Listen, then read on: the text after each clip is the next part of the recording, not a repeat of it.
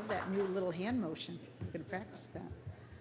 Just last month, President Obama made his much anticipated visit to New Orleans, the first of his presidency. A key stop was the Dr. Martin Luther King Charter School, one of the schools that Global Green targeted to rebuild green, a school that is now saving over $23,000 a year in energy costs. An analysis of Global Green's work in New Orleans is featured in the August issue of Time magazine. They reported, and I quote, "No organization is doing more to green New Orleans than Global Green USA. That begins with the Holy Cross Project, an entire sustainable village being built in the city's flood-damaged Lower Ninth Ward with the help of Home Depot's corporate foundation. The project not only creates greener homes, but also provides training for the local building community in green standards," end of quote. Global Green's work continues in New Orleans, and there's still much to be done in order to complete the Holy Cross Project, to build green schools, and to make coastal cities, those on the front lines of global warming, safe and sustainable for generations to come. Sebastian Copeland has been an inspirational and courageous figure in this battle to raise awareness about the global threat of climate change, and HP is privileged to have supported his extraordinary environmental work over the years. In fact, our founders, Bill Hewlett and David Packard, knew that business innovators also needed to be stewards of the environment. In fact, in 1957, they wrote HP's first set of corporate objectives, with global citizenship right next to profit and market leadership. Sebastian Copeland's expedition, literally to the ends of the earth, and his advocacy work exemplifies this commitment to global citizenship. An invaluable board member of Global Green, Sebastian has spent years effectively mobilizing members of the entertainment community to resource their celebrity in support of solutions to our environmental challenges. Just months before Hurricane Katrina struck, Sebastian and Matt Peterson led a trip to the Arctic in order to document the impacts of global warming on even the most remote coastal communities. Sebastian has trekked to Antarctica and most recently covered 700 kilometers over 40 days to reach the North Pole on foot, photographing, blogging, and filming evidence of melting ice caps and endangered species. A world-renowned fine art photographer, Sebastian ensured his experiences were widely reported in the bestseller Antarctica, The Global Warming. And this January, Sebastian will premiere his documentary film, Into the Cold, at the Sundance Film Festival. Yes.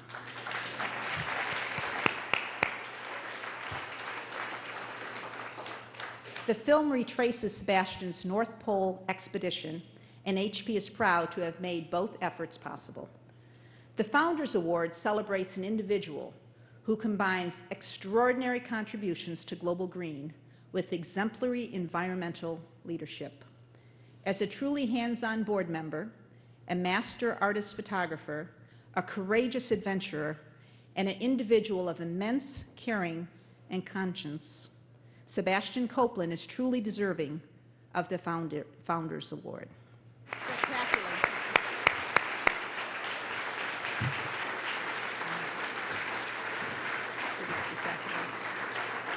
Ladies and gentlemen, it is my great pleasure to present the 2009 Founders Award to a wonderful human being, a daring adventurer, and a gifted artist, Mr. Sebastian Copeland.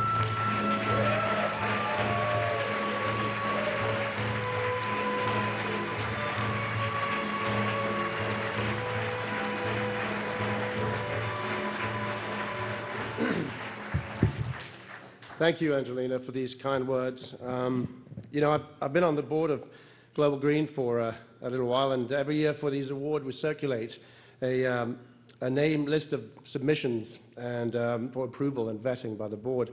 And this year, when the letter came in, I can assure you, I did a double take, because one thing I knew for certain is I hadn't paid anyone, so it really came as a surprise.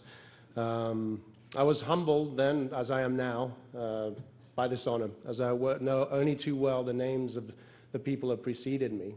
They are my inspiration. I've been working with Global Green for about 10 years now. I met Matt Peterson, it's been 10 years, Matt, in December of 1999. And he's been my great friend in this adventure and a great partner. With Global Green came my formal induction into the green space, my green bar mitzvah, if you will, and my introduction into a second family. President Gorbachev's leadership was a philosophical education in forward thinking. This was still a time when sustainability was a tree hugger's business. And as I became more educated about the issues surrounding climate change, I realized that this was a time for action and that singular initiatives were urgently required to begin the groundswell needed to recondition a society drunk on the conveniences of modern technology and utterly disconnected from the basic principles of accountability, of cause and effect, and of sustainability. I think of how important it is to get out of the false sense of security that we've all developed as city dwellers, lulled by the convenience of industrial development from the responsibility and the connection we have to the land that hosts us. What is our individual footprint? We don't know, because it's all been made so conveniently buried into a small envelope we call a bill. We need to reconnect emotionally with nature, and in that process learn to love ourselves, because we will not save what we do not love. A path to sustainability is the natural, symbiotic realignment of our relationship with nature.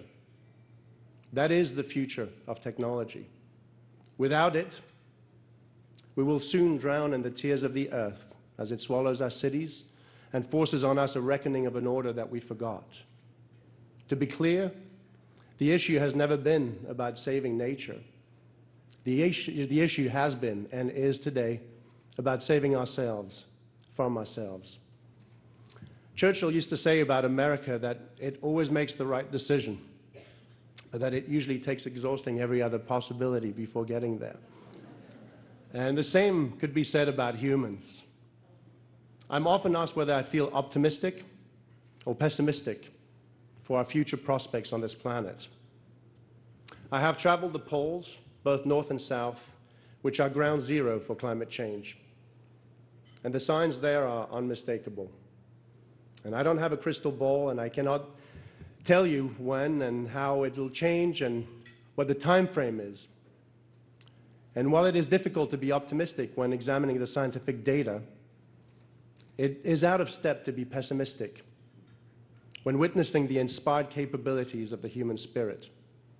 People and companies whose vision, whose sacrifice and innovation, whose contagious and tireless energy have led me to believe that it is within our power to break from the virus that we have become and blossom into the realization of our potential by celebrating the instrument of our salvation, our conscience, and our ability to love. I am privileged to work among such individuals and companies.